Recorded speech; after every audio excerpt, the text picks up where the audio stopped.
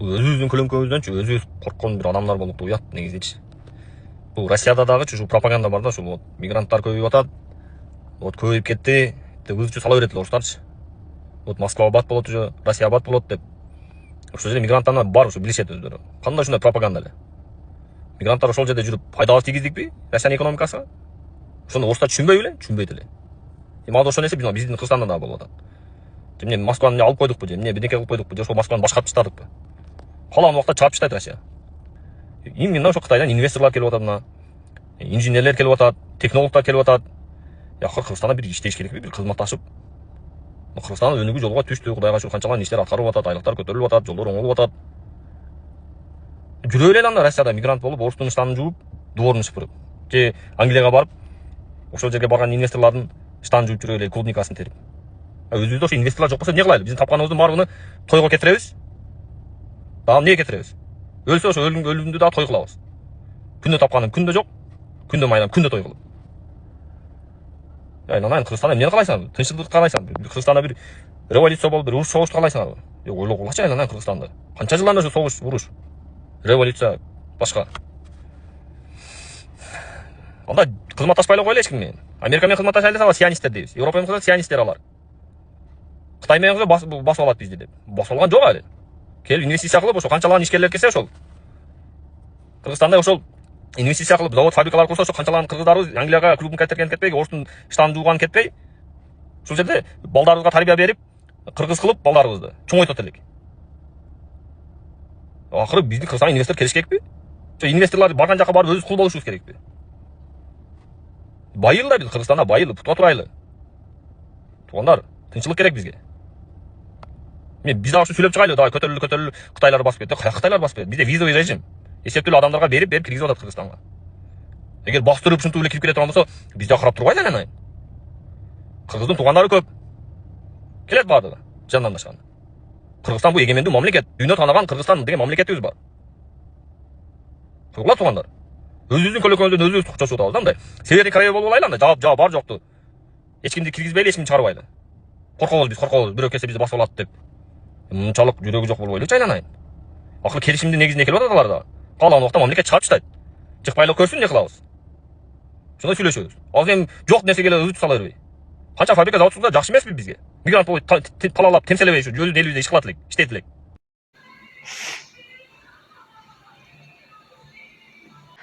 Урматтуу кыргыз эли, мен Айшоланын мамасы болом. Азыркы учурда Айшола кызыма операциясына көп суммадагы акча керек болуп жатат. Түркия мамлекетине келгем, бир аз да болсо тыгынчык болсун деп, акча топтойм деп, кызыма жардам берип коюңуздарды суранам. 30.000 AQSh доллары дейт. Аутологичный трансплантация стволовых клеток деп башына.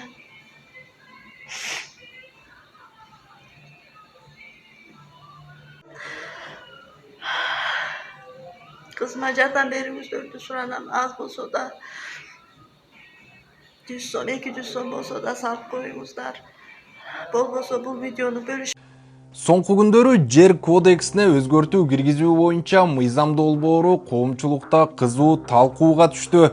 Социалдык тармактарда Кыргызстандын жери чет өлкөлүктөргө сатылып жатат, 50 жылга берип жатышат деген билдирүүлөр көбөйдү.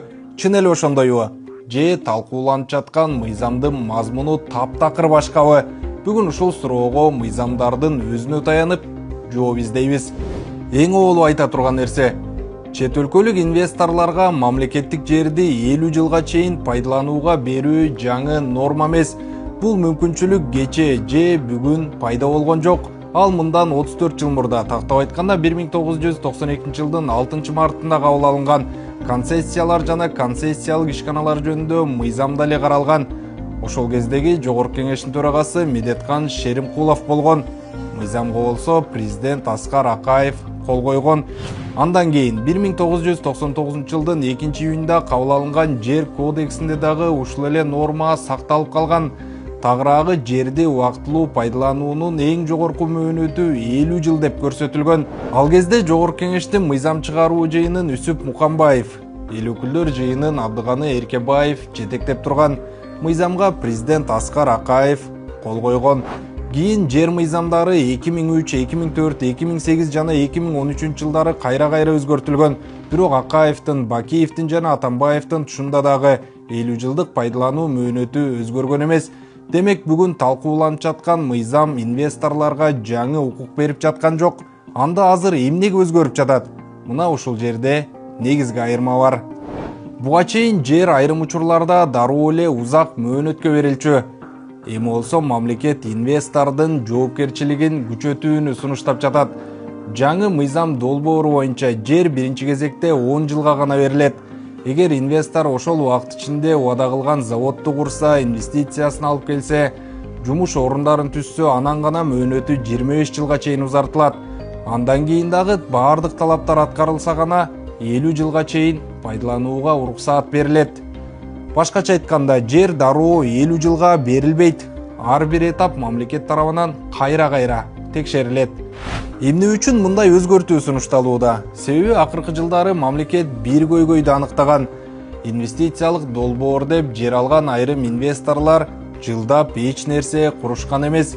Башкалары болсо пайдалануу укугун бөтөн адамдарга өткөрүп жиберишкен. Натыйжада завод да жок, фабрика да жок, жумуш орундары да түзүлгөн эмес. Ошондуктан жаңы мыйзамда талап так жазылып жатат. Эгер инвестор милдеттемесин аткарбаса, келишим токтотулат, жер мамлекетке кайтарылат. Андан кийин ошол жер чындап курулуш жүргүзө турган башка инвесторго берилет. Президент Садыр Жапаров дагы бул маселе боюнча так позициясын билдирди. Анын айтымында, Кыргызстандын 1 сантиметр жери дагы эч кимге сатылбайт. Бирок мамлекет инвестициясыз өнүгө албайт. Муну унутпашыбыз керек. Завод курулса, эл иштейт, логистикалык борбор ачылса, экспорт көбөйөт, туристтик объект курулса, аймак өнүгөт. Ошондуктан мамлекет мыйзамды сактап, реалдуу түрдө иш жүргүзө турган инвесторлорго шарт түзүүнү көздөп жатат. Демек, бүгүн талкууланып жаткан мыйзамдын өзөгү жерди сатуу эмес. Анткени Кыргызстандын жери чет өлкөлүктөргө сатылбайт.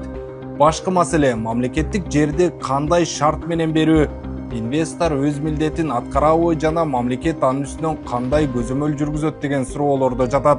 Азыр мыйзам долбоору коомдук талкууда гана, андан кийин документ жогорку кеңеште каралып, акыркы чечимди депутаттар кабыл алат. Бирок бир нерсе анык, 50 жылдык пайдалануу укугу бүгүн эле пайда болгон жаңы норма эмес экенин аныктадык. Тескерисинче, азыр сунушталып жаткан өзгөртүү инвесторлорго жер берүү тартибин күчөтүп, мамлекеттик кызыкчылыкты коргоону көздөгөн механизм деп айтсак болот. Аман туруңуздар.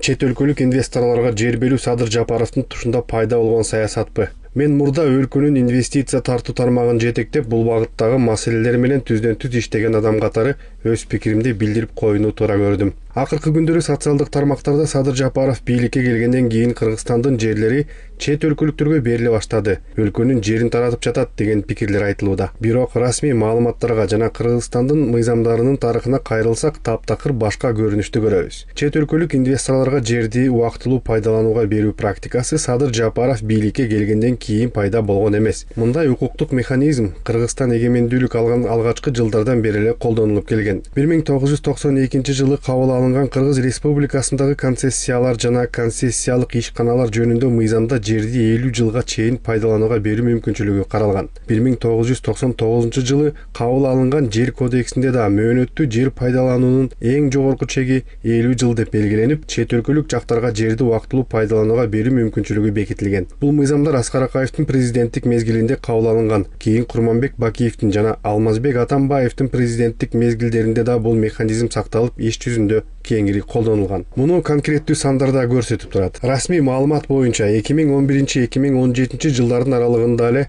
Кыргызстандын аймагында чет өлкөлүк инвесторлорго жалпы аянты 5663,62 гектарды түзгөн 64 жер тилкеси пайдаланууга берилген. Бул бүгүн пайда болгон көрүнүш эмес.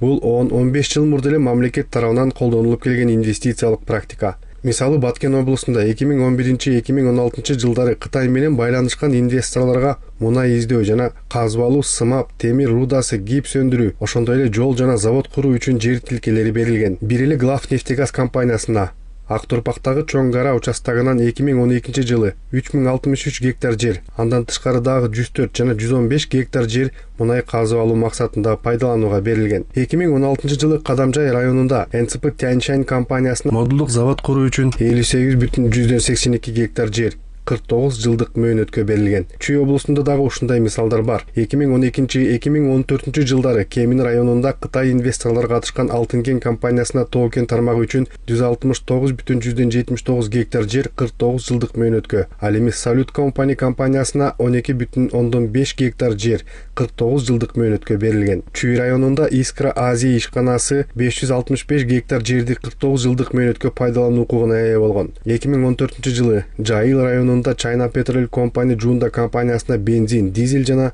суюлтулган газ чыгаруучу завод куруу үчүн 217,7 гектар жер 49 жылдык мөөнөткө берилген. 2016 жылы Военно Антоновка аймагында Тяньшань керамик компаниясына кафель чыгаруучу завод куруу үчүн 18,76 гектар жер 49 жылдык мөөнөткө берилген. Мындай мисалдар Нарын, Ысык көл, Жалал Абад, Ош жана башка аймактарда дагы болгон. Ижарага берилген жерлер Кытайдын инвесторлоруна гана эмес, Казакстандын, Россиянын, Туркиянын, Австралиянын, Пакистандын жана башка өлкөлөрдүн инвесторлоруна да берилген. Алар Кыргызстандын аймагындагы жер тилкелерин узак мөөнөткө пайдаланып келишкен. Бишкек шаарында да чет өлкөлүк компанияларга жана уюмдарга жер тилкелери 49 жылдык мөөнөткө берүү практикасы мурда эле болгон. Мисалы, Американын Борбордук Азия университетине 2011 жылы 2,7 гектар, Туркияга байланыштуу Бета Кыргызстан International компаниясынын 2015 жылы 1 гектарга жетпеген. Россиянын Газпром Кыргызстан компаниясынын 2016 жылы 0,7 гектар жери 49 жылдык мөөнөткө берилген. Ысык көлдө Кыргызстандын санаторийне жана жогорку окуу жайларына тиешелүү пансионаттар пайдаланган 10 гектар жерлер боюнча да 49 жылдык пайдалануу укуктары мурда эле катталган. Демек Садыр Жапаров 2020 жылдан кийин бийликке келип, биринчи жолу Кыргызстандын жерлерин чет өлкөлүктөргө узак мөөнөткө бере баштады деген пикир тарыхый жана укуктук фактыларга туура келбейт. Акыркы талкууланып жаткан өзгөртүүнүн негизги айырмасы башкада. Мамлекет жерди инвесторго дароо эле 50 жылга берип салууну эмес, алгач 10 жылга, андан кийин 25 жылга, зарыл болсо 50 жылга чейин этап менен узартуу механизмин сунуштап жатат.